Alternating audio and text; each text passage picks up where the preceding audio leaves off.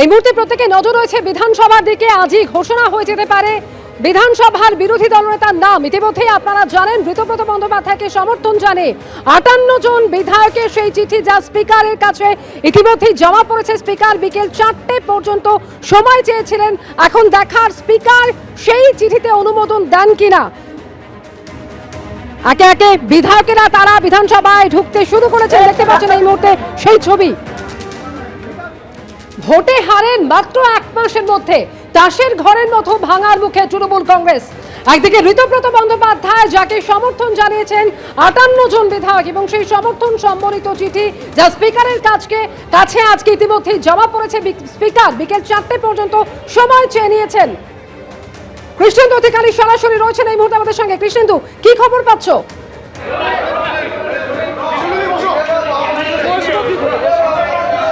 দেখো, যে ঘর বিরোধী দলনেতার যে ঘর এতদিন বন্ধ ছিল, সেই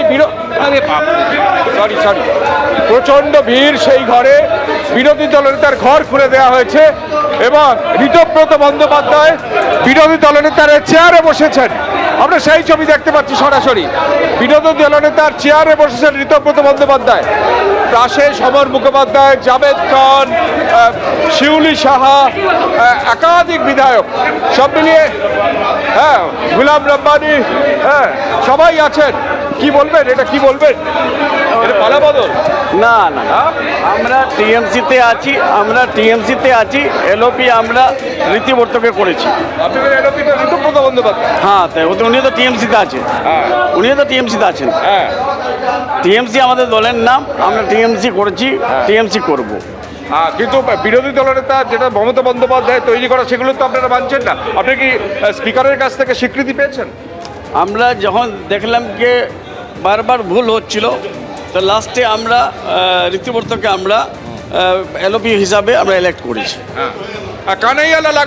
কানাইয়ালাল আগরওয়াল উত্তরবঙ্গের বিধায়ক দীর্ঘদিনের। কি বলবেন? হ্যাঁ,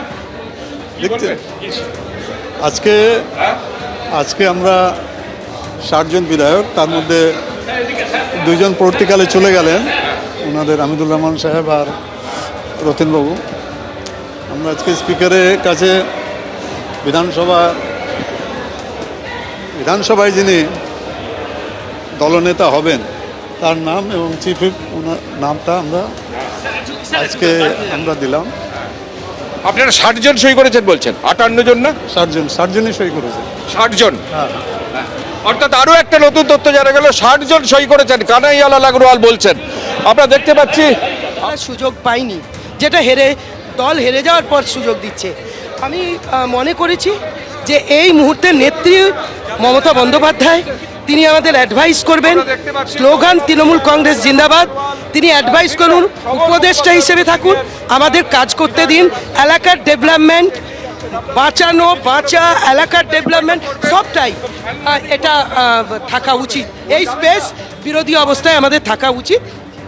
আজকে আমরা বিরোধী দলনেতা হিসেবে আমরা ঋতব্রত বন্দ্যোপাধ্যায় এবং আমাদের চিফ হুইপ হয়েছে। কি তৃণমূলের মধ্যে বিদ্রোহ?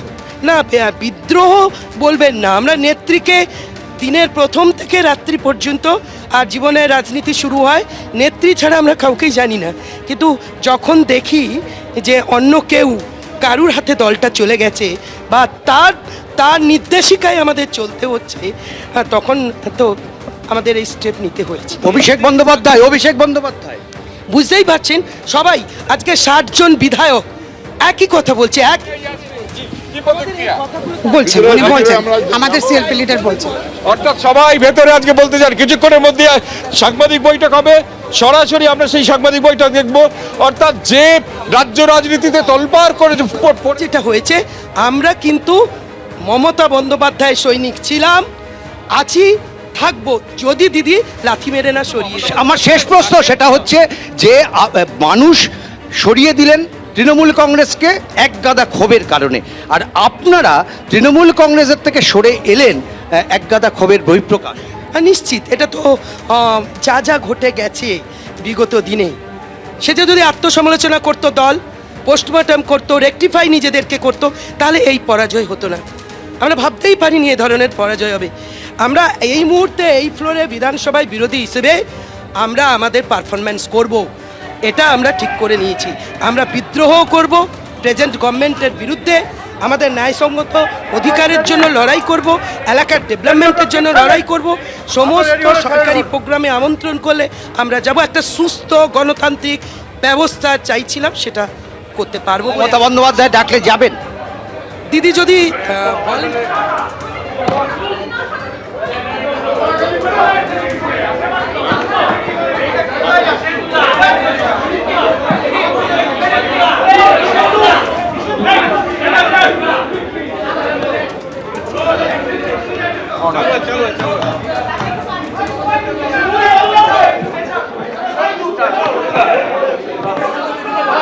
আজ আমরা শুরু করতে পারি।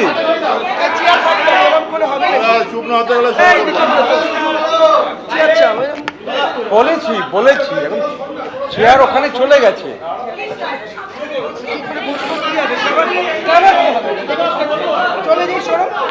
আচ্ছা, আপনারা বললে শুরু করতে পারি।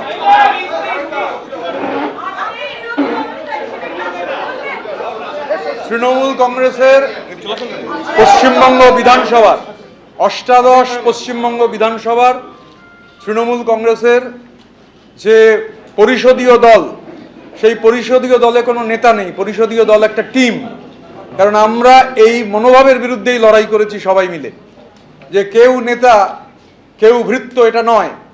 এটা গোটাটা একটা টিম। ঘটনাচক্রে তার একটা জব ডিস্ট্রিবিউশন হতে পারে, কারুর নাম বিরোধী দলনেতা, কেউ মুখ্য সচেতক, কেউ উপদলনেতা, কিন্তু এটা গোটাটা একটা 58 জনের টিম আপাতত।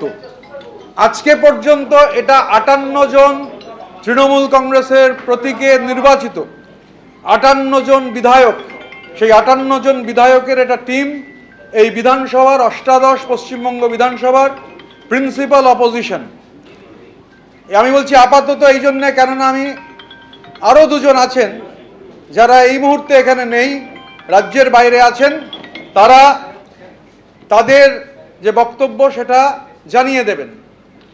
তো 60 হবে, সেই দুজনের সম্মতি যেহেতু আছে তাই আমি 60 বললাম, তবে সেটাও আপাতত। আমি এখানে আমাদের বর্ষিয়ান নেতা, আমাদের সবার অভিভাবক, বহুবারের বিধায়ক শ্রদ্ধেয় শ্রী সমর মুখার্জি এখানে উপস্থিত রয়েছেন, আমাদের সঙ্গে কানাইয়ালাল আগরওয়াল রয়েছেন, আমাদের সঙ্গে রাজ্যের প্রাক্তন মন্ত্রী শ্রী গোলাম রব্বানি রয়েছেন, আমাদের নিয়ামতদা রয়েছেন, নিয়ামত শেখ, আমাদের ইমানি বিশ্বাস রয়েছেন।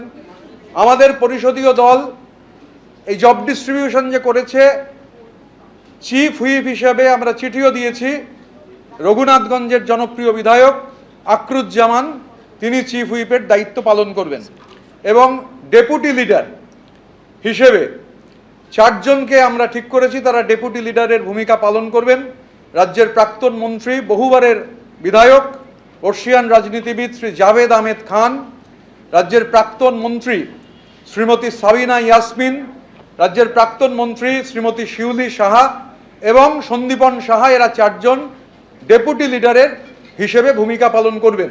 এবিপি আনন্দ, এগিয়ে থাকে, এগিয়ে রাখে।